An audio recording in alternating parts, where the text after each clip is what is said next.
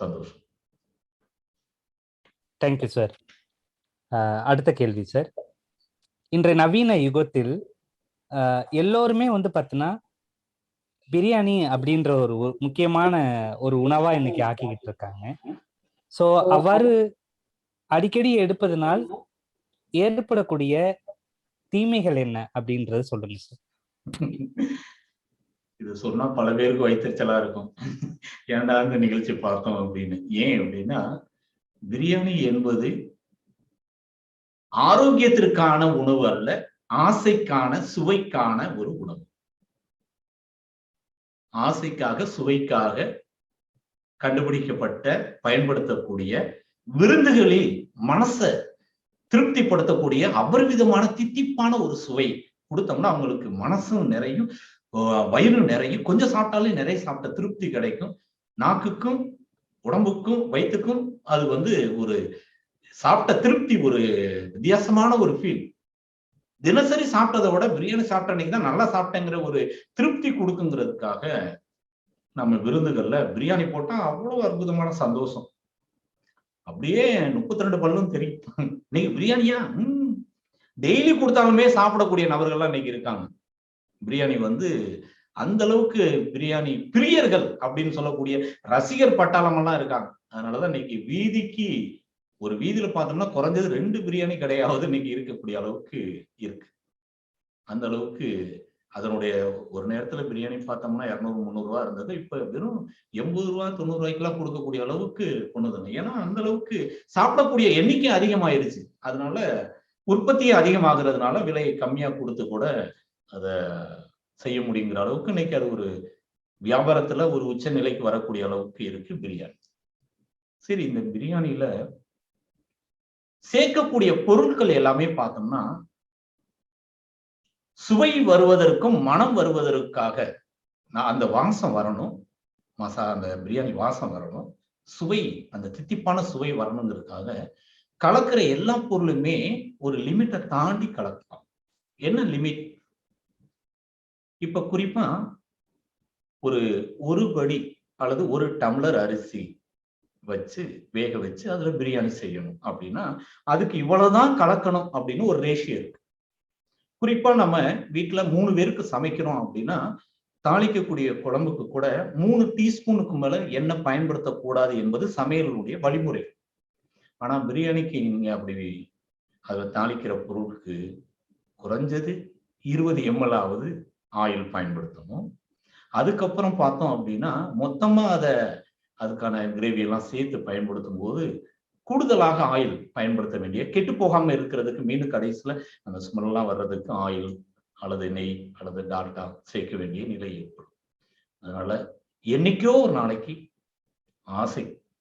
ஆசைக்காக விருந்துகள்ல ஒரு சந்தோஷத்துக்காக ஒரே ஒரு நாள் தப்பு பண்ணிக்கலாம். ஆனா ஒரு அடிக்கடி ஒரு தவறு தெரிஞ்சும் நம்ம தொடர்ந்து செஞ்சோம்னா நம்ம வயிற்றுக்கு நாம செய்யற துரோகம், பாவச்செயல். வயிற்று தயவு செய்து கெடுத்துறாதீங்க. இது ஒண்ணு குப்பை தொட்டி இல்லை, நினைச்ச நேரம் எதை வேணாலும் போடுறதுக்கு. எதையுமே அளவா பயன்படுத்தினா நல்லது, அளவுக்கு அதிகமா பயன்படுத்தினா அது விஷமாக மாறும், நஞ்சாக மாறும். சும்மா கிடைக்குதுங்கிறதுக்காக மாப்பிள்ள இன்னைக்கு பிரியாணி வா போலாமா, நேத்தான் பிரியாணி சாப்பிட்டேன், பரவாயில்ல மாப்பிள்ள வா போவோம் அப்படின்னு போய் சும்மா கிடைக்கிறதுக்காக நீங்க சாப்பிட்டீங்க அப்படின்னா குணப்படுத்த முடியாத எந்த மாதிரியான நோய் வரும்ங்கிறதுக்கு உத்தரவாதமே கிடையாது. இந்த மாதிரி சிக்கன் பிரியாணியா இருக்கட்டும், மட்டன் பிரியாணி, இன்னைக்கு எல்லாத்துலயும் பிரியாணி போட ஆரம்பிச்சிட்டாங்க. வெஜிடபிள்லையும் இப்ப எல்லா கேட்டகரியிலையும் பிரியாணி, காளான் பிரியாணி, எக்கு பிரியாணி அப்படின்னு வெரைட்டியா புதுசா கண்டுபிடிச்சு மக்களை மயக்கி சாப்பிட வச்சு வியாபாரத்தை விருத்தி செய்யணும். நோக்கம் என்ன? ஆசையா விரும்பி வந்து கஸ்டமர் நிறைய வரணும், நல்லா வியாபாரம் ஆகணும். சாப்பிட்டவன் நல்லா இருக்கணும்னு நினைச்சு சாப்பாடு போடுற காலம் இப்ப இல்லை. ஒரு காலத்துலதான் ஒரு சாப்பாடு சமைச்சு அந்த சாப்பிட்றவங்களுக்கு வயிற்றுக்கு கெடுதல் இல்லாம இருக்கணும் அப்படின்னு மனசாட்சியோட சமைச்சு சாப்பாடு கொடுக்கக்கூடிய ஒரு நிலை ஒரு காலத்துல இருந்தது. ஆனா இன்னைக்கெல்லாம் வியாபாரம் ஆனா போதும், அவ்வளவுதான். இன்னைக்கு நஷ்டமாகாம இன்னைக்கு எப்படியாவது சமைச்சதை வித்து தள்ளினா போதும், அவன் டேஸ்டா கொடுத்து அவனை மயக்கி அவனை சாப்பிட வச்சா போதும் அப்படிங்கிற நிலையில தான் இன்னைக்கு பிரியாணி வியாபாரம் என்பது கொடிகட்டி பறக்குது. தயவு செய்து வயிற்றை கெடுத்துறாதீங்க. அந்த பிரியாணி ஒரு கப்பு மட்டும் நீங்க சாப்பிட்டீங்கன்னா அதை டைஜஷன் பண்றதுக்கு, அதை டைஜஷன் பண்ணி பிரிச்சு அதுல இருக்க சுவை, மனம், அதுல இருக்கக்கூடிய தட்பவெப்பநிலை, அதனுடைய தன்மை எல்லாம் பிரிச்சு அதுல என்னென்னலாம் கலந்தோமோ அதோட எல்லாத்தையும் பிரிச்சு எடுத்து அதுக்கான என்சைம் செக்ரேஷன் அதிகமா வந்து ஆசிட் செக்ரேஷன் அதிகமா வந்து அதை பிரிச்சு எடுத்து டைஜஷன் பண்ணி அதுல இருந்து ரத்தம் ஊறுறதுக்கு எடுக்கிற முயற்சி இருக்கு பாருங்க, ஜீரணம். அதுக்கு செலவாகிற ரத்தம் குறைஞ்சது 20 ml ரத்தம் செலவாகுது அப்படின்னு வச்சுக்கிடுவோமே. 20 மில்லி ரத்தம் தான் என்சைம் ஆகும், பித்த நீராகவும், கணைய நீராகவும், ஹைட்ரோகுளிக் ஆசிட் ஆகும் செக்ரேஷன் ஆகி அந்த உணவை, அந்த பிரியாணியை, ஒரு கப்பு பிரியாணியை டைஜஷன் பண்ணி பிரிச்சு எடுக்கிறதுக்கு 20 ml ரத்தம் செலவாகுது. அப்படி செலவாகி அதுலேருந்து ஊறுற ரத்தம் கிடைக்கிற பெனிஃபிட் எவ்வளவு ரத்தம் கிடைக்கும்? 1 டீஸ்பூன் கூட கிடைக்காது. அதான் உண்மை.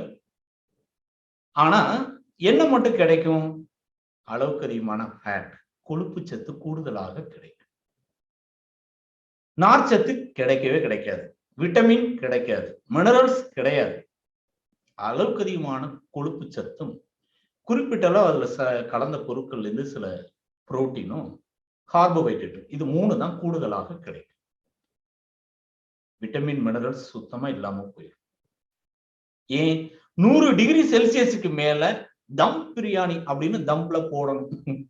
தம் அடிக்கிற மாதிரி, தம் பிடிக்கிற மாதிரி உள்ள அடைச்சு வச்சு அடர்த்தி நிறைந்ததாக மாற்றணும்.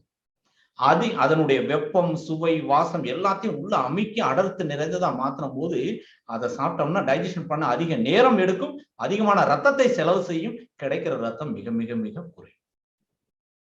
அப்ப தொடர்ந்து பிரியாணி சாப்பிட்றவங்களுக்கு கடைசியில என்ன வரும் தெரியுங்களா? இருக்கிற ரத்தம் எல்லாம் டெய்லி சாப்பிட்ட பிரியாணிக்கே செலவாகி கிடைச்ச ரத்தம் கம்மி.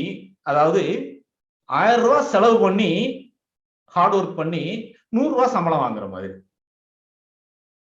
அப்ப என்ன ஆகும்? இருக்கிற காசெல்லாம் போய் கடைசியில வந்த வரவு குறைவு, செலவு அதிகம் அப்படின்னு அனிமிக் என்று சொல்லக்கூடிய ரத்த சோகை வர வாய்ப்பு உண்டு.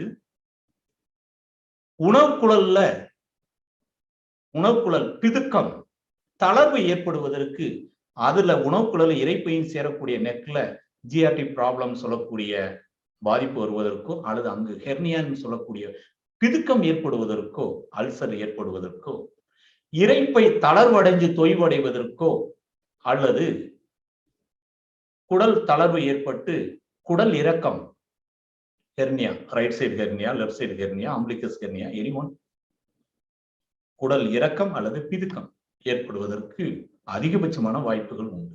அதுல முக்கியமா அதனுடைய ஆரம்ப அறிகுறியா நெஞ்சு கரிப்பு, நெஞ்செரிச்சல், புளிச்ச ஏப்பம் வரும், அப்பண்டிக்ஸ் ஆபரேஷன் பண்ண வேண்டிய நிலை ஏற்படும். அடுத்து பண்ணிட வேண்டியதான். இதை விட கொடுமையான ஒண்ணு என்னன்னா உணவுக்குழல் சுருக்கம். இந்த உணவுக்குழல் சுருக்கம் ஏற்பட்டுச்சுன்னா எச்சி கூட முழுங்க முடியாது. ஓட்டை போட்டு தனியா புணல் வச்சு டியூப் மூலம் தான் சாப்பிடணும். லிக்விடா கரைச்சி டியூப்ல தான் சாப்பிடணும். அப்படி ஒரு கொடிய பாதிப்பு வரும். அதுக்கு ஆபரேஷன் பண்ணாலும் உணவுக்குழல் ஒண்ணு அடைச்சிருக்கிறத, சுருங்கி இருக்கிறத விரிவடைய வச்சிடலாம், மீண்டும் சுருங்காது. பெரிய கொடுமை. சாப்பிட்டுட்டு குனிஞ்சோம்னா அப்படியே ரிட்டர்ன் வந்துடும், சுருங்கி விரியக்கூடிய தன்மையை இழந்துடும். அப்போ உணவுக்குழல் தளர்ந்து போனாலும் பிரச்சனை, சுருங்கி போனாலும் பிரச்சனை. அந்த மாதிரி உள்ளே ஜீரண உறுப்புகள் வலுவிழந்து போய் பலகீனமாகி பல்வேறு நோய்களுக்கு காரணமாக அமைந்தது.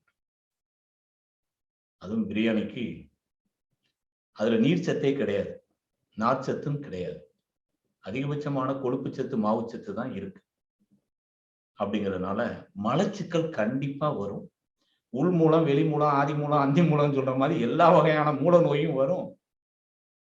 மூல நோய் மட்டும் வந்தா கூட தாய்ப்புலாம் ஒரு ஆபரேஷன் பண்ணி சரி பண்ணுவாங்கன்னா, பௌத்திரம் சொல்லக்கூடிய மலக்குடல், பல்வேறு ஆங்கில மலக்குடலை புண் ஏற்பட்டு ஓட்டை போட்டு ஆசன வாயை சுத்தி அங்கங்க ஓட்டை போட்டு பௌத்திரம் சொல்லக்கூடிய ஒரு நோயாக, பிஸ்டுலாவாக மாறும். இதெல்லாம் தேவையாது.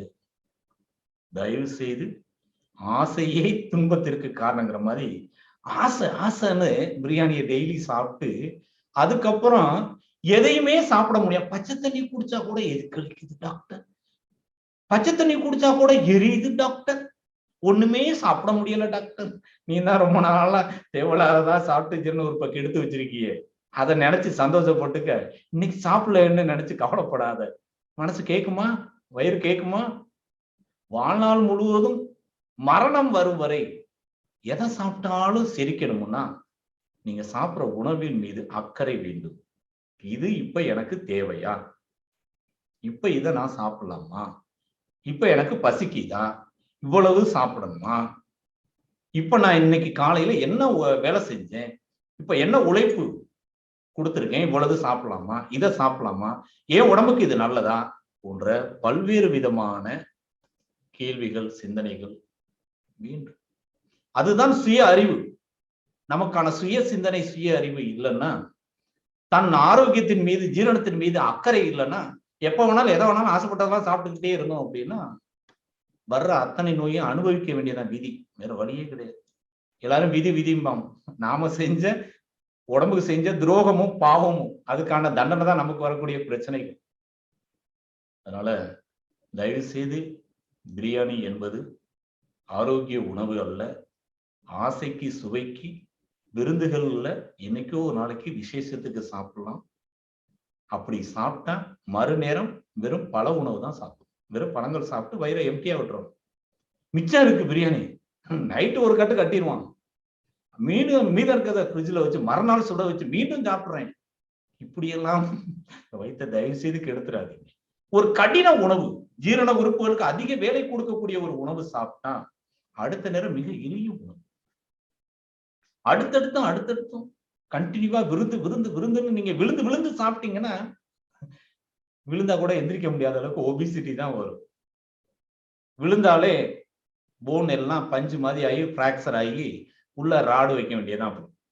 அப்புறம் கால் தொடையில 2 ராடு இருக்கு, 2 ஸ்க்ரூ இருக்கு, பிளேட் இருக்கு அப்படின்னு சொல்லி தெரிகிற அளவுக்கு நிறைய ஆபரேஷன் பண்ண வேண்டிய அளவுக்கு எலும்புகள் பலகீனம் ஏற்படும். ஏன்? இருக்கிற ரத்தம் எல்லாம் ஜீரணத்துக்கே செலவாகிட்டு இருக்கிறதுனால எலும்புகளை பலப்படுத்துவதற்கு எலும்பு மஜ்ஜைகளுக்கு ரத்த ஓட்டம் குறைஞ்சு போயிடும். அங்க ரத்தம் ஊறக்கூடிய தன்மையும், ரத்தத்திற்கான சிவப்பணுக்கள் உற்பத்தி ஆகக்கூடிய தன்மையும் இழந்துரும். அப்ப எலும்புகள் வலுவிழந்து போகும். அதனால தயவு செய்து பிரியாணி என்பது ஆரோக்கிய உணவல்ல. உடலை வளர்க்குமா, உயிரை வளர்க்குமா அப்படின்னா ரெண்டையுமே கெடுக்கும். வாழ்நாள் குறைவு, ஆரோக்கிய குறைவு. ஆசைக்கு, மன திருப்திக்கு மட்டும்தான், எனக்கோ ஒரு நாளைக்கு.